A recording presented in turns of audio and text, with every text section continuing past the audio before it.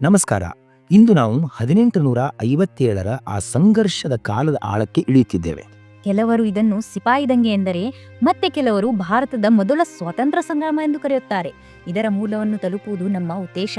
ಹೌದು, ಅಂದರೆ ಇದು ಏಕೆ ಸಂಭವಿಸಿತು, ಹೇಗೆ ಹರಡಿತು, ಏಕೆ ವಿಫಲವಾಯಿತು ಮತ್ತು ಭಾರತದ ಭವಿಷ್ಯದ ಮೇಲೆ ಏನು ಪರಿಣಾಮ ಬೀರಿತು ಎಂಬುದನ್ನು ಅರ್ಥ ಮಾಡಿಕೊಳ್ಳುವುದು. ಆಸಕ್ತಿದಾಯಕ ವಿಷಯವೆಂದರೆ ಇದರ ಹೆಸರಿನ ಬಗ್ಗೆ ಇಷ್ಟೊಂದು ಚರ್ಚೆ ಇದೆ. ಹೌದು, ಹಾಗಾದರೆ ಪರಿಶೀಲನೆಯನ್ನು ಪ್ರಾರಂಭಿಸೋಣ.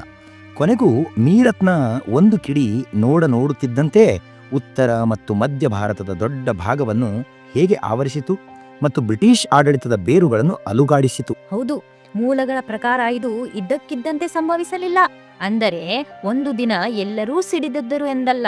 ಇಲ್ಲ, ಹೌದು, ಕೋಪಿನ ಕಾಡ್ತೂಸುಗಳು ಕೇವಲ ಕೊನೆಯ ಕಿಡಿಯಾಗಿದ್ದವು. ನಿಜವಾದ ಕಾರಣ ಬಹಳ ಆಳವಾಗಿತ್ತು. ರಾಜಕೀಯ, ಆರ್ಥಿಕ, ಸಾಮಾಜಿಕ, ಧಾರ್ಮಿಕ, ಸೈನಿಕ ಎಲ್ಲೆಡೆಯೂ ಅಸಮಾಧಾನದ ಮದ್ದುಗುಂಡು ಶೇಖರಣೆಯಾಗುತ್ತಿತ್ತು. ಸರಿ, ಬ್ರಿಟಿಷ್ ನೀತಿಗಳು ನಿರಂತರವಾಗಿ ಭಾರತೀಯ ಸಮಾಜದ ವಿವಿಧ ವರ್ಗಗಳಿಗೆ ನೋವುಂಟು ಮಾಡುತ್ತಿದ್ದವು. ರಾಜಕೀಯ ರಂಗದಲ್ಲಿ ನೋಡಿದರೆ ಲಾರ್ಡ್ ಡಾಲ್ ಹೌಸಿಯ ಆ ದತ್ತು ಮಕ್ಕಳಿಗೆ ಹಕ್ಕಿಲ್ಲ ನೀತಿ, ಡಾಕ್ಟ್ರಿನ್ ಆಫ್ ಲ್ಯಾಪ್ಸ್. ಹೌದು, ಅದು ಬಹಳ ದೊಡ್ಡ ಕಾರಣವಾಗಿತ್ತು. ಅದರ ಅಡಿಯಲ್ಲಿ ಯಾವುದೇ ಆಡಳಿತಗಾರನಿಗೆ ತನ್ನದೇ ಆದ ಪುರುಷ ಉತ್ತರಾಧಿಕಾರಿ ಇಲ್ಲದಿದ್ದರೆ ಅವನ ರಾಜ್ಯವೂ ನೇರವಾಗಿ ಬ್ರಿಟಿಷರ ವಶವಾಗುತ್ತಿತ್ತು. ಖಚಿತವಾಗಿ ಝಾನ್ಸಿ, ಸತಾರಾ, ನಾಗ್ಪುರ್ ಹೀಗೆ ಎಷ್ಟು ರಾಜ್ಯಗಳನ್ನು ಕಬಳಿಸಲಾಯಿತು ಮತ್ತು ಅವಧ್ ಅನ್ನು ದುರಾಡಳಿತದ ನೆಪವೊಡ್ಡಿ ಸೇರಿಸಿಕೊಂಡರು.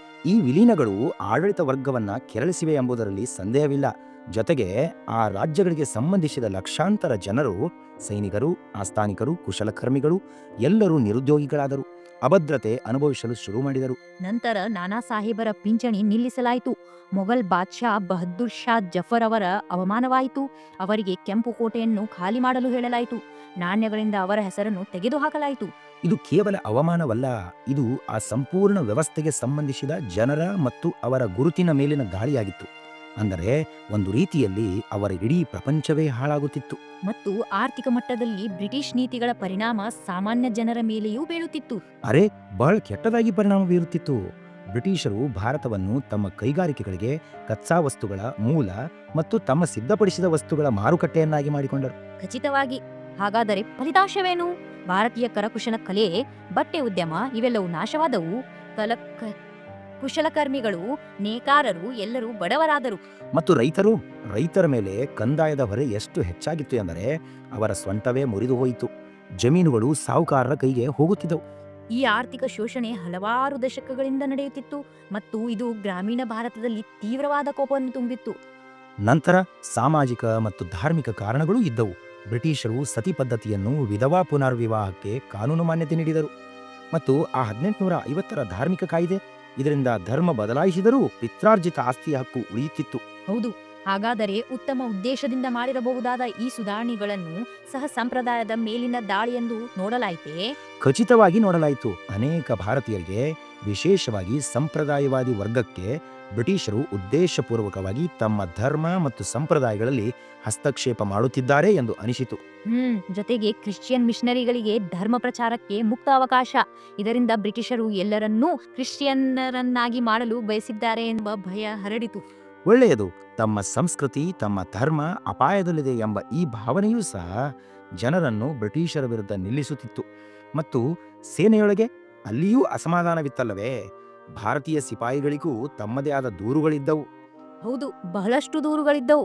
ಅವರಿಗೆ ಕಡಿಮೆ ಸಂಬಳ ಸಿಗುತ್ತಿತ್ತು, ಬಡ್ತಿ ಅವಕಾಶಗಳು ಶೂನ್ಯ, ಅವರೊಂದಿಗೆ ಜನಾಂಗೀಯ ತಾರತಮ್ಯ ನಡೆಯುತ್ತಿತ್ತು. ನಂತರ 1856ರಲ್ಲಿ ಆ ಜನರಲ್ ಸರ್ವೀಸ್ ಎನ್ಲಿಸ್ಟ್ಮೆಂಟ್ ಆಕ್ಟ್ ಬಂದಿತು. ಅದರ ಅಡಿಯಲ್ಲಿ ಅವರನ್ನು ಸಮುದ್ರ ದಾಟಿ ಹೋಗಿ ಹೋರಾಡಲು ಕಳಿಸಬಹುದಾಗಿತ್ತು. ಇದು ಅನೇಕ ಸೈನಿಕರಿಗೆ ಜಾತಿ ಭ್ರಷ್ಟಗೊಳಿಸಿದಂತೆ ಅನಿಸಿತ್ತು. ಅವರ ಉಚಿತ ಅಂಚೆ ಸೌಲಭ್ಯವನ್ನು ಕಿತ್ತುಕೊಳ್ಳಲಾಯಿತು. ಒಳ್ಳೆಯದು, ಬ್ರಿಟಿಷ್ ಸಾಮ್ರಾಜ್ಯದ ಬೆನ್ನೆಲುಬಾಗಿದ್ದ ಆ ಸಿಪಾಯಿಗಳಿಗೆ ನಮ್ಮನ್ನು ಬಳಸಲಾಗುತ್ತಿದೆ, ಆದರೆ ನಮಗೆ ಗೌರವ ಸಿಗುತ್ತಿಲ್ಲ ಎಂದು ಅನ್ನಿಸುತ್ತಿತ್ತು. ಹಾಗಾಗಿ ಈ ಎಲ್ಲ ಅಸಮಾಧಾನ ರಾಜಕೀಯ, ಆರ್ಥಿಕ, ಸಾಮಾಜಿಕ, ಧಾರ್ಮಿಕ, ಸೈನಿಕ ಎಲ್ಲವೂ ಒಳಗಿಂದೊಳಗೆ ಹೊಗೆಯಾಡುತ್ತಿತ್ತು. ಹೌದು, ಖಚಿತವಾಗಿ ಒಂದು ರೀತಿಯಲ್ಲಿ ಜ್ವಾಲಾಮುಖಿ ಸಿದ್ಧವಾಗಿತ್ತು. ಮತ್ತು ನಂತರ ಆ ಕಿಡಿ ಬಂದಿತು, ಎನ್ಫೀಲ್ಡ್ ರೈಫಲ್ ಮತ್ತು ಅದರ ಕಾಡುತೂಸುಗಳ ಕತೆ. ಅದೇ ಕಿಡಿ ಬೆಂಕಿ ಹಚ್ಚಿತು.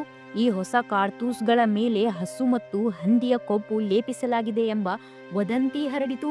ಮತ್ತು ರೈಫಲ್ ಅನ್ನು ಲೋಡ್ ಮಾಡಲು ಕಾಡ್ತೂಸನ್ನು ಬಾಯಿಯಿಂದ ಕತ್ತರಿಸಬೇಕಾಗಿತ್ತು. ಹೌದು, ಹಾಗಾಗಿ ಇದು ಹಿಂದೂ ಮತ್ತು ಮುಸ್ಲಿಂ ಎರಡೂ ಸೈನಿಕರ ಧಾರ್ಮಿಕ ಭಾವನೆಗಳ ಮೇಲೆ ನೇರ ದಾಳಿಯಾಗಿತ್ತು. ಇದು ಉದ್ದೇಶಪೂರ್ವಕವಾಗಿ ಅವರ ಧರ್ಮವನ್ನು ಭ್ರಷ್ಟಗೊಳಿಸುವ ಪಿತೂರಿ ಎಂದು ಅವರಿಗೆ ಅನಿಸಿತು. ಬಾರಕ್ಪುರದಲ್ಲಿ ಮಂಗಳ್ ಪಾಂಡೆ ಇದನ್ನು ವಿರೋಧಿಸಿದರು. ಅವರ ಮೇಲೆ ದಾಳಿ ನಡೆಯಿತು ಮತ್ತು ನಂತರ 1857ರ ಏಪ್ರಿಲ್ 8ರಂದು ಅವರಿಗೆ ಗಲ್ಲು ಶಿಕ್ಷೆ ವಿಧಿಸಲಾಯಿತು. ಮತ್ತು ಇದರ ನಂತರ ಸೈನಿಕರ ಕೋಪ ಸ್ಫೋಟಗೊಂಡಿತು, ಸಂಪೂರ್ಣವಾಗಿ ನಿಯಂತ್ರಿಸಲಾಗದಾಯಿತು. ಮತ್ತು ನಂತರ 1857ರ ಮೇ 10ರಂದು ಮೀರತ್ನಲ್ಲಿ ದಂಗೆ ಭುಗಿಲೆದ್ದಿತು. ಸೈನಿಕರು ಜೈಲುಗಳನ್ನು ಒಡೆದರು, ಬ್ರಿಟಿಷ್ ಅಧಿಕಾರಿಗಳನ್ನು ಕೊಂದರು ಮತ್ತು ದೆಹಲಿಯ ಕಡೆಗೆ ಹೊರಟರು. ಹೌದು, ಮೂಲದಲ್ಲಿ ಅಂಬಾಲಾದ ಬಗ್ಗೆಯೂ ಉಲ್ಲೇಖವಿದೆ. ಅಲ್ಲಿ ಬಹುಶಃ 9 ಗಂಟೆಗಳ ಮೊದಲು ಏನೋ ಸಂಭವಿಸಿತ್ತು. ಆ ವಿಷಯವೇನು? ಇದು ಒಂದು ಕುತೂಹಲಕಾರಿ ಅಂತ. ಕೆಲವು ವರದಿಗಳು ಅಂಬಾಲಾದಲ್ಲಿ ಮೇ 10ರ ಬೆಳಿಗ್ಗೆ ಕೆಲವು ಘಟನೆಗಳು ಸಂಭವಿಸಿದ್ದವು ಎಂದು ಹೇಳುತ್ತವೆ, ಆದರೆ ಅವುಗಳನ್ನು ಬಹುಶಃ ತಕ್ಷಣವೇ ಹತ್ತಿಕ್ಕಲಾಯಿತು. ಒಳ್ಳೆಯದು, ಬಹುಶಃ ಸಮಯಕ್ಕಿಂತ ಮುಂಚೆಯೇ ಬಹಿರಂಗವಾದ ಒಂದು ದೊಡ್ಡ ಯೋಜನೆಯಾಗಿರಬಹುದು. ಮೀರತ್ ನಿರ್ಣಾಯಕವೆಂದು ಸಾಬೀತಾಯಿತು, ಏಕೆಂದರೆ ಅಲ್ಲಿನ ಬಂಡಾಯಗಾರರು ಯಶಸ್ವಿಯಾದರು ಮತ್ತು ದೆಹಲಿ ತಲುಪುವಲ್ಲಿ ಯಶಸ್ವಿಯಾದರು. ಮೇ 11ರಂದು ಬಂಡಾಯಗಾರರು ದೆಹಲಿ ತಲುಪಿದರು, ನಗರವನ್ನು ವಶಪಡಿಸಿಕೊಂಡರು ಮತ್ತು ಇಷ್ಟವಿಲ್ಲದಿದ್ದರೂ ಬಹದ್ದೂರ್ ಶಾ ಜಫರ್ ಅವರನ್ನು ಶಹನ್ಶಾ ಎ ಹಿಂದೂಸ್ತಾನ್ ಎಂದು ಘೋಷಿಸಿದರು. ಹೌದು, ಆದರೂ ಅವರು ವೃದ್ಧರಾಗಿದ್ದರು ಮತ್ತು ಬಹುಶಃ ಹಿಂಜರಿಯುತ್ತಿದ್ದರು. ಆದರೆ ಅವರ ಹೆಸರು ದಂಗೆಗೆ ಒಂದು ಸಾಂಕೇತಿಕ ಕೇಂದ್ರವನ್ನು ನೀಡಿತು. ಅಖಿಲ ಭಾರತೀಯ ರೂಪ ನೀಡಲು ಪ್ರಯತ್ನಿಸಲಾಯಿತು. ಹೌದು, ಖಚಿತವಾಗಿ. ಮತ್ತು ದೆಹಲಿಯ ವಶದ ಸುದ್ದಿ ಹರಡುತ್ತಿದ್ದಂತೆ ಕಾನ್ಪುರ್, ಲಕ್ನೋ, ಝಾನ್ಸಿ, ಬರೇಲಿ, ಬಿಹಾರದ ಜಗದೀಶ್ಪುರದಂತಹ ಅನೇಕ ಪ್ರದೇಶಗಳಲ್ಲಿ ದಂಗೆಯ ಬೆಂಕಿ ವೇಗವಾಗಿ ಹರಡಿತು. ಹಾಗಾದರೆ ಈಗ ಇದು ಕೇವಲ ಸಿಪಾಯಿಗಳ ದಂಗೆಯಾಗಿ ಉಳಿಯಲಿಲ್ಲವೇ? ಇಲ್ಲ, ಖಂಡಿತ ಇಲ್ಲ. ಇದರಲ್ಲಿ ಬಿಹಾರದಲ್ಲಿ ಆ 80 ವರ್ಷದ ಧೈರ್ಯಶಾಲಿ ಕುವರ್ ಸಿಂಗ್ ಅವರು ಎಷ್ಟು ಅದ್ಭುತ ಯೋಧರಾಗಿದ್ದರು. ಹೌದು, ಮತ್ತು ಬರೇಲಿಯಲ್ಲಿ ಮೌಲ್ವಿ ಅಹಮದುಲ್ಲಾ ಶಾ ಇವರೆಲ್ಲರೂ ತಮ್ಮ ತಮ್ಮ ಪ್ರದೇಶಗಳಲ್ಲಿ ಅದ್ಭುತ ಶೌರ್ಯವನ್ನ ಪ್ರದರ್ಶಿಸಿದರು. ರಾಣಿ ಲಕ್ಷ್ಮೀಬಾಯಿಯವರ ಧೈರ್ಯವಂತೂ ಒಂದು ದಂತಕಥೆಯಾಯಿತು. ತಾತ್ಯಾ ಟೋಪೆ ತಮ್ಮ ಗೆರಿಲ್ಲಾ ಯುದ್ಧದಿಂದ ಬ್ರಿಟಿಷರಿಗೆ ಸಾಕಷ್ಟು ತೊಂದರೆ ನೀಡಿದರು. ಬೇಗಂ ಹಜರತ್ ಮಹಲ್ ಲಕ್ನೋದಲ್ಲಿ ದೀರ್ಘಕಾಲ ಪ್ರತಿರೋಧ ಒಡ್ಡಿದರು. ಕುವರ್ ಸಿಂಗ್ ಮುಪ್ಪಿನಲ್ಲಿಯೂ ಅದ್ಭುತ ಶೌರ್ಯ ತೋರಿದರು. ಆದರೆ ಈ ಪ್ರತಿರೋಧ ಬಹುಶಃ ಚದುರಿ ಹೋಗಿತ್ತು. ಹೌದು, ಇದು ಒಂದು ಸಮಸ್ಯೆಯಾಗಿತ್ತು. ಬ್ರಿಟಿಷರು ಕೂಡ ಸರ್ ಕಾಲಿನ್ ಕ್ಯಾಂಪ್ಬೆಲ್, ಹ್ಯೂರೋಸ್ ಅವರಂತಹ ಅನುಭವಿ ಜನರಲ್ಗಳನ್ನು ಕಣಕ್ಕಿಳಿಸಿದರು. ಆದರೆ ಈ ದಂಗೆ ಇಡೀ ಭಾರತದಲ್ಲಿ ಹರಡಿತೆ. ದಕ್ಷಿಣ ಮತ್ತು ಪಶ್ಚಿಮ ಭಾರತಗಳು ಹೆಚ್ಚಾಗಿ ಶಾಂತವಾಗಿದ್ದವು ಎಂದು ಮೂಲಗಳು ಹೇಳುತ್ತವೆ. ಹೌದು, ಮತ್ತು ಇದು ಈ ದಂಗೆಯ ಒಂದು ದೊಡ್ಡ ದೌರ್ಬಲ್ಯವಾಗಿತ್ತು. ಬಹುಶಃ ಇದು ಅದರ ವೈಫಲ್ಯಕ್ಕೆ ಒಂದು ಮುಖ್ಯ ಕಾರಣವಾಗಿತ್ತು. ಒಳ್ಳೆಯದು, ಬಾಂಬೆ ಮತ್ತು ಮದ್ರಾಸ್ ಪ್ರೆಸಿಡೆನ್ಸಿಗಳ ಸೈನ್ಯಗಳು ನಿಷ್ಠರಾಗಿದ್ದವು. ಹೈದರಾಬಾದ್, ಗ್ವಾಲಿಯರ್, ಇಂದೋರ್ ಮತ್ತು ಪಂಜಾಬ್ನ ಸಿಖ್ ಆಡಳಿತಗಾರರಂತಹ ಅನೇಕ ದೊಡ್ಡ ರಾಜಮನೆತನಗಳು ಭಾಗವಹಿಸಲಿಲ್ಲ. ಮಾತ್ರವಲ್ಲ, ಬ್ರಿಟಿಷರಿಗೆ ಸಹಾಯ ಮಾಡಿದರು. ಸಿಖ್ಖರಿಗೆ ಮೊಘಲರೊಂದಿಗೆ ಹಳೆಯ ವೈರವಿತ್ತು. ಆದ್ದರಿಂದ ಅವರು ಮೊಘಲ್ ಬಾದಶಾನ ಮರುಸ್ಥಾಪನೆಯ ಪರವಾಗಿ ಇರಲಿಲ್ಲ. ಹಾಗಾಗಿ ಈ ಸೀಮಿತ ಹರಡುವಿಕೆ ಬ್ರಿಟಿಷರಿಗೆ ಇದನ್ನು ತುಂಡು ತುಂಡಾಗಿ ಹತ್ತಿಕ್ಕಲು ಅವಕಾಶ ನೀಡಿತು. ಖಚಿತವಾಗಿ ಅವರಿಗೆ ಸುಲಭವಾಯಿತು. ಬ್ರಿಟಿಷರು ಇದನ್ನು ಹೇಗೆ ಹತ್ತೆಕ್ಕಿದರು? ಸ್ಪಷ್ಟವಾಗಿ ಮಿಲಿಟರಿ ಶಕ್ತಿಯನ್ನು ಬಳಸಿಯೇ ಇರುತ್ತಾರೆ. ಹೌದು, ಮಿಲಿಟರಿ ಶಕ್ತಿಯನ್ನು ಬಳಸಿದರು ಮತ್ತು ಅಪಾರ ಕ್ರೂರತೆಯಿಂದ, ಆದರೆ ಕೇವಲ ತಮ್ಮ ಶಕ್ತಿಯಿಂದಲ್ಲ. ಇಲ್ಲ, ಬ್ರಿಟಿಷರ ಒಂದು ಯಶಸ್ವಿ ತಂತ್ರಗಾರಿಕೆ ಇತ್ತು. ಭಾರತೀಯರನ್ನೇ ಭಾರತೀಯರ ವಿರುದ್ಧ ಬಳಸುವುದು. ಅನೇಕ ರಾಜಮನೆತನಗಳು ಮತ್ತು ಜಮೀನುದಾರರು ಅವರೊಂದಿಗೆ ಇದ್ದರು. ಗೂರ್ಖಾ ಮತ್ತು ಸಿಖ್ ರೆಜಿಮೆಂಟ್ಗಳು ದಂಗೆಯನ್ನು ಹತ್ತಿಕ್ಕುವಲ್ಲಿ ಪ್ರಮುಖ ಪಾತ್ರ ವಹಿಸಿದವು. ಹಾಗಾಗಿ ಇಲ್ಲಿಂದಲೇ ಆ ಒಡೆದು ಆಳುವ ನೀತಿ ಇನ್ನಷ್ಟು ದೃಢವಾಯಿತು. ಖಚಿತವಾಗಿ ಇಲ್ಲಿಂದಲೇ ಅದು ಒಂದು ರೀತಿಯಲ್ಲಿ ಅವರ ಔಪಚಾರಿಕ ನೀತಿಯಾಯಿತು. ಮತ್ತು ದಮನದ ಕ್ರೂರತೆ, ಇದರ ಬಗ್ಗೆ ಏನು ಹೇಳಲಾಗಿದೆಯೇ? ಅದು ಭೀಕರವಾಗಿತ್ತು. ಸಾವಿರಾರು ಬಂಡಾಯಗಾರರನ್ನು ಮತ್ತು ಸಾಮಾನ್ಯ ನಾಗರಿಕರನ್ನೂ ಸಹ ವಿಚಾರಣೆ ಇಲ್ಲದೆ ಕಲ್ಲಿಗೆ ಇರಿಸಲಾಯಿತು, ಮರಗಳಿಗೆ ನೇತು ಹಾಕಲಾಯಿತು. ಅನೇಕ ಬಂಡಾಯಗಾರರನ್ನು ಪಿರಂಗಿಗಳ ಬಾಯಿಗೆ ಕಟ್ಟಿ ಹಾರಿಸಲಾಯಿತು, ಭಯವನ್ನು ಹರಡಲು. ಕೇವಲ ಭಯವನ್ನು ಹರಡಲು. ದೆಹಲಿಯನ್ನು ಪುನಃ ವಶಪಡಿಸಿಕೊಂಡ ನಂತರ ಬ್ರಿಟಿಷ್ ಸೈನ್ಯವು ಭಯಾನಕ ಹತ್ಯಾಕಾಂಡ ಮತ್ತು ಲೂಟಿಯನ್ನು ನಡೆಸಿತು. ಜನರಲ್ ನೀಲ್ ಅವರಂತಹ ಅಧಿಕಾರಿಗಳು ನಿರಪರಾಧಿಗಳನ್ನು ಬಿಡಲಿಲ್ಲ. ಭವಿಷ್ಯದಲ್ಲಿ ಯಾರು ತಲೆ ಎತ್ತಲು ಧೈರ್ಯ ಮಾಡದಿರಲಿ ಎಂದು ಈ ಅನಾಗರಿಕತೆಯ ದಂಗೆಯ ನಂತರವೂ ಬಹಳ ಸಮಯದವರೆಗೆ ಮುಂದುವರಿಯಿತು. ಹಾಗಾದರೆ ಈ ಕ್ರಾಂತಿ ಅಥವಾ ದಂಗೆ ಏನೇ ಇರಲಿ, ಕೊನೆಗೆ ಏಕೆ ವಿಫಲವಾಯಿತು? ನಾಯಕತ್ವದ ಕೊರತೆ ಒಂದು ದೊಡ್ಡ ಕಾರಣವೆಂದು ತೋರುತ್ತದೆ.